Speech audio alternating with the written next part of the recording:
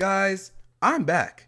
I swear it's been such a long time since I sat in front of this recording setup and actually recorded a video. For context, my computer's been broken for the past 2 weeks, so I wasn't able to record or edit anything, at least long form video wise, which kind of worked out because it coincided with two things. One, my birthday, in which I didn't have to stress on my birthday weekend about getting the video out, and two, the release of one of my favorite franchise's new video games, Inazuma 11 Victory Road, a game I've been waiting to come out for 9 years. So you know what, I took a little bit of a break, but hey, I'm back. And you know who else is back from break? Oda and One Piece, because chapter 1166 is out, and of course we need to talk about it. But before we get into doing just that, y'all, if you're excited for me to be back, excited for the regular uploads again, please do me a favor. Like the video, okay? That's incredibly important, especially for small channels. Subscribe to the channel for more One Piece content just like this every week. Even while I wasn't posting videos, thanks to shorts and some more things, we've been continuously rising, so I really want that to continue. 3K before the end of the year? I think it's possible. Share it around with all your friends who love the series. You know we always say here, let's get it going. Make sure you subscribe to me and my boys over at CSY. Now, starting us off, we get a cool little fall color spread, in which we see the gang eating hot radishes?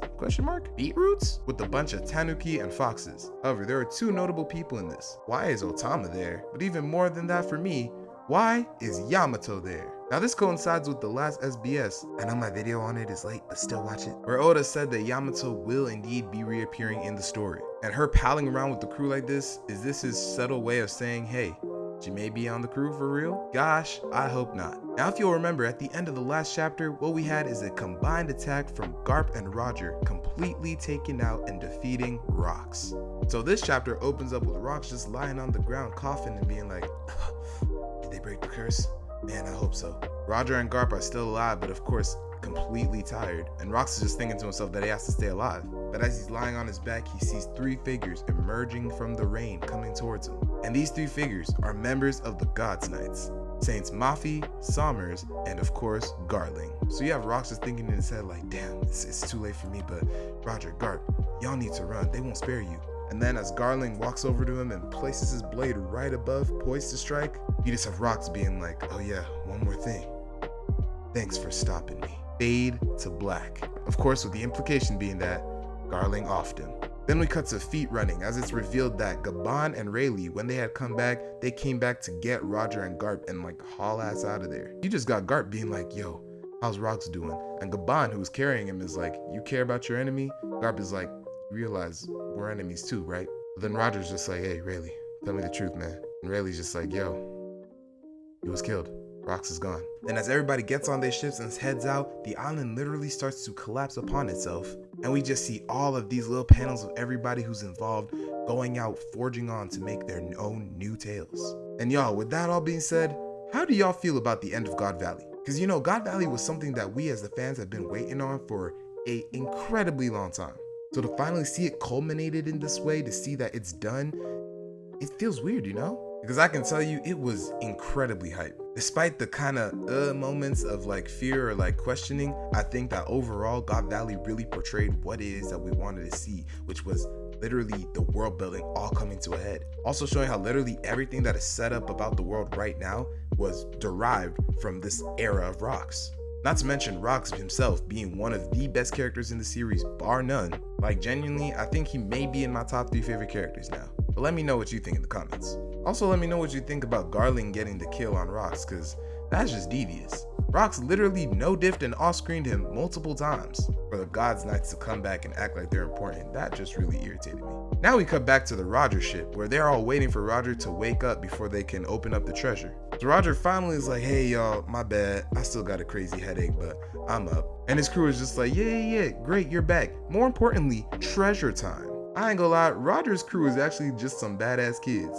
Genuinely, Roger's crew is just like how me and my cousins was on Christmas when we were younger. When our parents used to tell us, yeah, well, we're going to church first. And we're like, yeah, church, presents. They do confirm, of course, Shaki is safe and sound. And you just see Shaki cozying up to Rayleigh. Rayleigh just like, yeah, that's my girl now, bruh. But also, Gloriosa, I guess, is part of the Roger crew now because she's on the ship. But then as they start to look at the treasure and everything like that, they hear faint cries coming from one of the chests. And as they click to open it, they see baby Shanks inside. Now the real cool thing about what they did here is that it's mirrored in the same way that they did in film Red. The only difference, of course, being that Roger is much younger here, because I think when Film Red was being developed, they hadn't really concretely said how old Roger was when Shanks was found. And I'm not gonna lie, Roger looks just like Ace. Like, it's actually uncanny.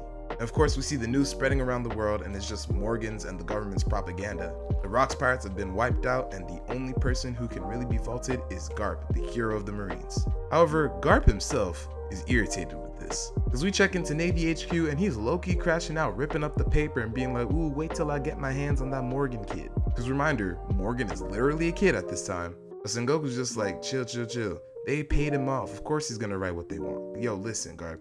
The world government and the Marines are massive organizations. You cannot account for everybody's little views into one thing. And here's where things get crazy, because Sengoku says, if the top brass ever do strike me as insane, I would just turn a blind eye to it. So, Sengoku's a fraud. He is literally acknowledging that yes, there may be some crazy shady stuff going on, and yet I'm gonna just have to look the other way. What?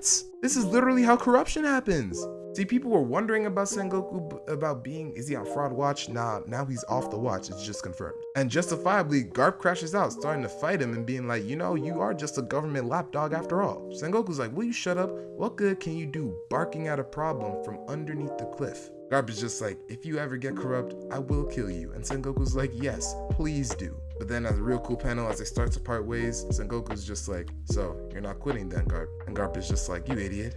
There's still things at the bottom of the cliff that need a guard dog. Now I'm curious as to what people think about Garp's motivations here. Because of course the whole idea is, how can you, Garp, as the person who literally saw this shadow monster ruling the entirety of the world government, still opt to be part of the Marines? With his ideology being, I still need to protect the common man, I still need to protect the little guy. And I guess of course you could be like, well, if you were to quit the Marines, then it's bad looks for them. But even beyond that, then he would just be labeled as like a pirate or something, which I guess fundamentally isn't what he wants, because he does want to create change. But I don't know. Then we cut to Elbaf, and I'm not gonna lie, y'all, it's going rough for Loki. First of all, I low-key forgot that Loki was in this. We've been following Rocks for so long that I forgot that it was actually Harold's flashback in Loki's flashback. But of course, Loki is crying after finding out that Rocks is dead. And we get a whole backstory scene of what Rocks meant to Loki and them interacting. Rocks is just like, yo, listen, I don't want no brat on my crew. I'm trying to get your dad, so what's up with him? Interestingly, you have Loki being like, Rocks, I think you are Nika. And as he explains who Nika is, Rocks is just like, yo,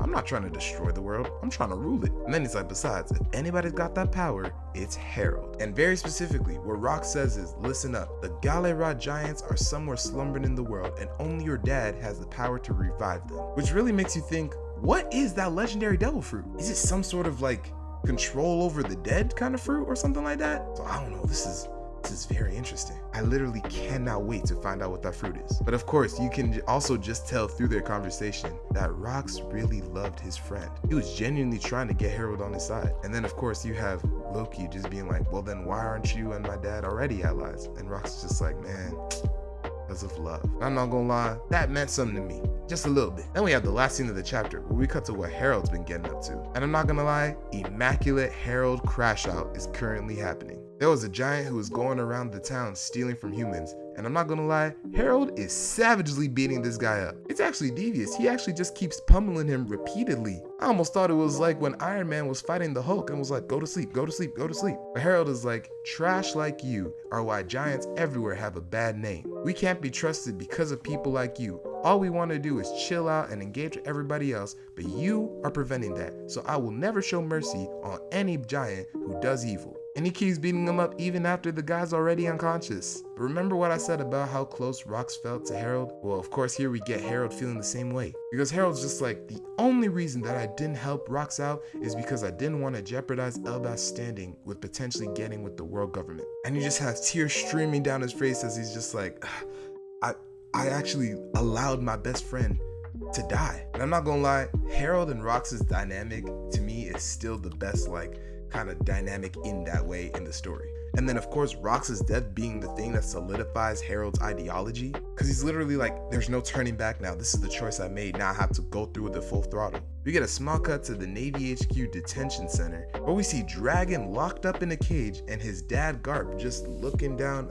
for him. Dragon is just like, hey dad, I'm 100% quitting the Marines. And Garp is just like, alright. And then Dragon is just like, oh, and by the way, I despise you. And again, Garp is just like, alright. And then we just see a key being dropped, obviously supposed to show that Garp has purposely given him the key to let himself go free. And I'm not gonna lie, is this all we get? Because I definitely would have wanted a bit more from the Garp Dragon dynamic, or at least more about like the conversation, what Garp is feeling like. It's like, I understand the whole KK is like, yeah, let me take like the brunt of like all the hate or whatever, and like you're going off to forge your own path, but this is the path that I chose. But like, I actually want to hear that. And then in the final part of the chapter, we see that Harold is preparing to go somewhere. He tells Ida and Elder Jaru that he doesn't care about appearances anymore, before putting his hand on both of his sons and being like, Loki, Harold, I love both of you. You're both my sons, and I want both of you to forge these paths together. Then you have Harold taking his ship and going to Marineford, Navy HQ. He stands on the shore and is just like, Marines,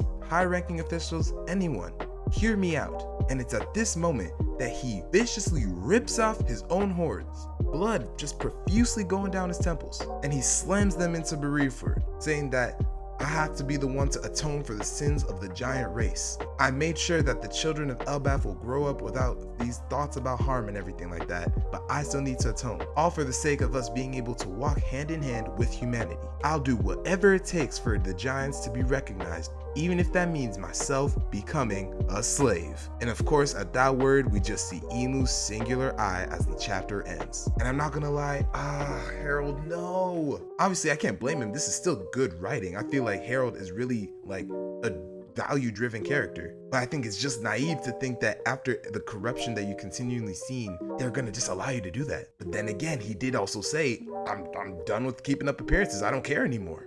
Which, you know what, fair enough. But man, this chapter was really strong. I would give it a solid 8 at least. But I think it's just really sweet to see the way that rocks actually impacted Harold and his story. I can't wait for the next chapter. And if I were to give one prediction, it would probably be something along the lines of, we'll see Emu entering the pact with Harold, or Domi reversing Harold. Because obviously he needs to get back to Elbaf and then have like the demon wings and everything like that. But we also know that that's when Loki's a lot older, so let's see just how long it takes for that to happen. Definitely let me know what you think about the chapter though in the comments below. That is the end of the video, and y'all know what to do already. Like, subscribe, share it around. That's it for me today. I'll catch you on the next one, and always remember, one piece, one life. God, it feels so good to be